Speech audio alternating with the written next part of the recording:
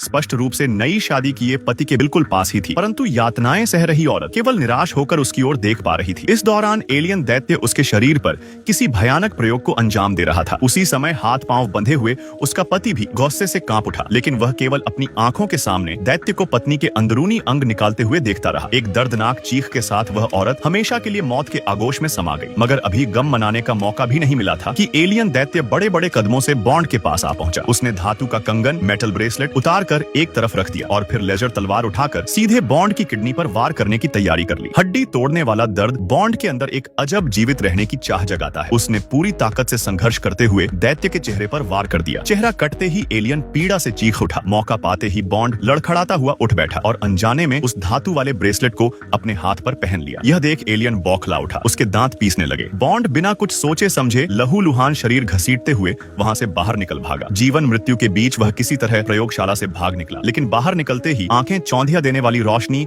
और तेज चक्कर ने उसे बेहोश कर दिया। काफी समय बाद बॉन्ड होश में आया तो पाया कि वह एक सुनसान रेगिस्तानी इलाके गोबी डेजर्ट में पड़ा हुआ है। पेट का घाव और हाथ पर बंधा रहस्यमयी ब्रेसलेट देखकर बॉन्ड बेहद हक्का बक्का रह गया। वह अभी अभी घटित भीषण हादसे को पूरी तरह भूल चुका था। उसने स्वाभाविक रूप से पत्थर उठाकर ब्रेसलेट तोड़ने की कोशिश की, लेकिन चाहे जितना भी जोर लगाया वह टूटने का नाम ही नहीं ले रहा था। तभी अचानक पीछे से घोड़ों की टाप सुनाई दी। 3 इनामी शिकारी काउबॉय के वेश में उसे घेर लेते हैं। उनकी काठी पर इंसानों की खाल और स्कैल्प, खोपड़ी की चमड़ी लटकी हुई थी। बॉन्ड की घबराई शक्ल और चुप्पी देखकर उन्होंने उसे जेल से भागा हुआ कैदी समझ लिया और तय किया कि उसका स्कैल्प काटकर इनाम ले जाएंगे। लेकिन वे अंदाजा भी नहीं लगा सके कि बॉन्ड भले ही अपनी याददाश्त खो चुका हो, उसकी लड़ाई की कला अब भी जरा भी कम नहीं हुई थी। कुछ ही पलों में उसने सभी बाउंटी हंटर्स को मार गिराया। एक साथी ने गोली चलाई, मगर पास होने की वजह से वह चूक गया और खुद ही मारा गया। बॉन्ड ने सभी का अंत कर उनके कपड़े पहने और घोड़े पर सवार होकर एक अनजान कस्बे में पहुंच गया। वहां उसने सोचा पहले बार में जाकर थोड़ा पी लूं और आराम करूं, लेकिन जैसे ही वह बैठा एक खूबसूरत औरत उससे बात करने आ गई। वह उसकी ओर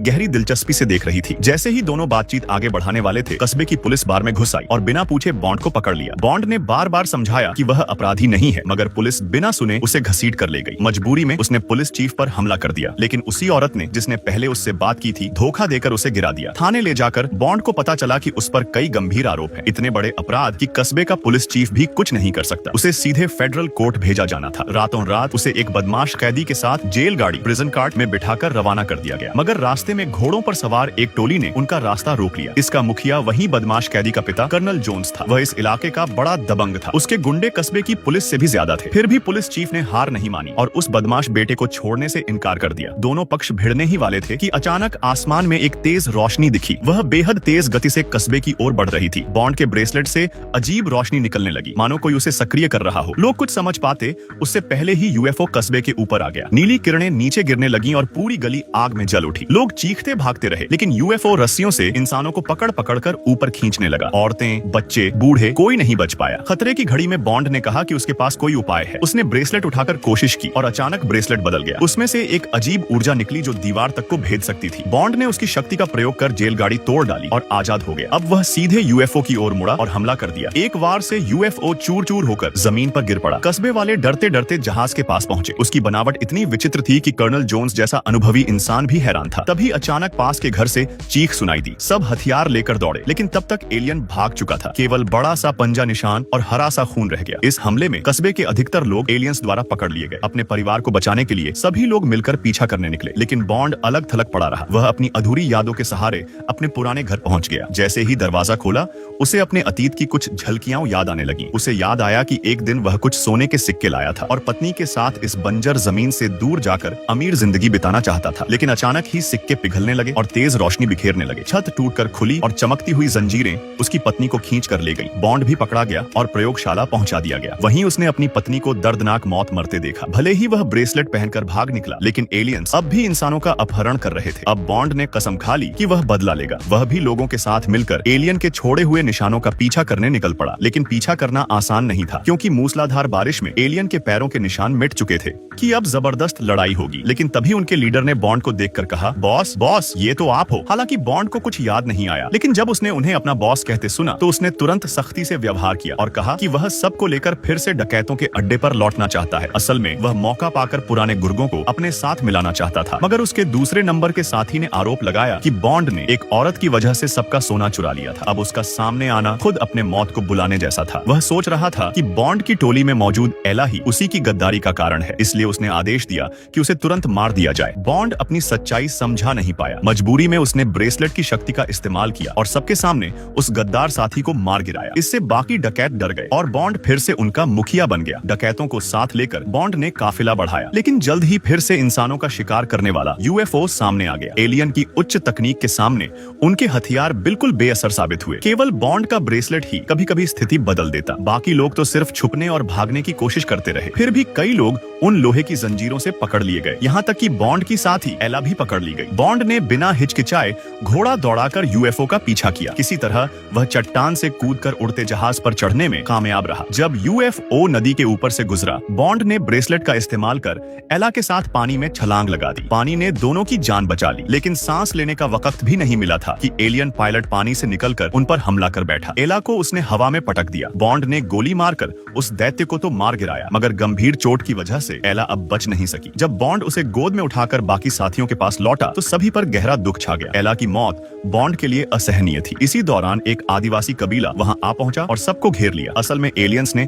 उनके भी कई लोगों को उठा लिया था। वे सोच रहे थे कि बॉन्ड और उसके लोग ही इन राक्षसों को यहाँ लाए हैं। उन्होंने फैसला किया कि इन सबको सजा दी जाएगी। उन्होंने एला के शव को आग में डालकर पापों को जलाने की रस्म शुरू की, मगर उसी पल चमत्कार हुआ। आग की लपटों से नग्न अवस्था में एला फिर से जन्म लेकर बाहर आई। उसकी निर्मल त्वचा देखकर सभी आदिवासी स्तब्ध रह गए। केवल बॉन्ड ने होश संभाला और तुरंत उसे कपड़े पहनाए। एला ने खुलासा किया कि वह इंसान नहीं बल्कि एक एलियन है, लेकिन उसका कबीला भी उन्हीं दैत्यों का शिकार हुआ है। वह पृथ्वी पर सिर्फ अपने मारे गए परिवार का बदला लेने आई थी। एला ने बताया कि जो दैत्य अब तक दिखे हैं वे सिर्फ अग्रदूत स्कॉट्स थे। जैसे ही वे इंसानों की कमजोरी का पता लगा लेंगे तो पूरी फौज आकर सोने के भंडार पर कब्जा कर लेगी। इस तबाही को रोकने का एक ही रास्ता है, उनका गुप्त ठिकाना ढूंढना और नष्ट करना, और यह रास्ता केवल बॉन्ड ही जानता था। बॉन्ड की यादें ताजा करने के लिए आदिवासियों ने एक खास औषधि पिलाई। वाकई उसमें असर हुआ और बॉन्ड को ठिकाने की जगह याद आ गई। वे तुरंत एक छोटी टोली लेकर दुश्मन पर धावा बोलने निकल पड़े। योजना थी बारूद से उनके चौकी वॉच टावर को उड़ाना। बॉन्ड ने ठंडे दिमाग से फ्यूज जलाया और बम फेंक दिया। फिर सब नीचे कूदकर सुरक्षित जगह छुप गए, लेकिन एलियन अचानक जमीन के भीतर से निकल आए। भारी लड़ाई छिड़ गई। कर्नल जोन्स और उसके लोग डट कर लड़े। आदिवासी भी कमजोर हथियारों के बावजूद जमकर भिड़े। इस बीच बॉन्ड और एला गुप्त सुरंग से अंदर दाखिल हो गए। अंदर एलियन सोना निकालने के लिए